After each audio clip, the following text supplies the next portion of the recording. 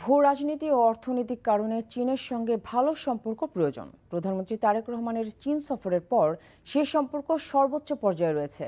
দুপুরে রাজধানীর একটি হোটেলে বাংলাদেশ চায়না ফ্রেন্ডশিপ অ্যাসোসিয়েশন আয়োজিত আলোচনায় এসব কথা বলেন বিএনপির মহাসচিব ও স্থানীয় সরকার মন্ত্রী মির্জা ফখরুল ইসলাম আলমগীর।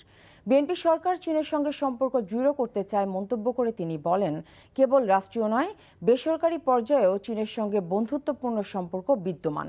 একই অনুষ্ঠানে তথ্যমন্ত্রী বলেন, দেশের অর্থনীতি এগিয়ে নিতে সবচেয়ে বড় বন্ধু হতে পারে চীন।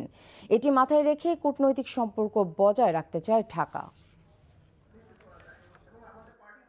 আমরা সবসময় চেয়েছি চীনের সঙ্গে আমাদের সম্পর্ক আরো দৃঢ় করার জন্য, আমাদের স্বার্থে।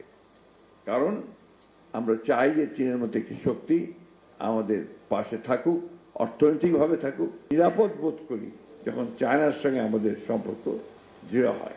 চীনের সঙ্গে বাংলাদেশের সম্পর্ক অবিচ্ছেদ্য সম্পর্ক, এটাকে সহজে কেউ টেনে নিয়ে ছেড়ে ফেলতে পারবে না।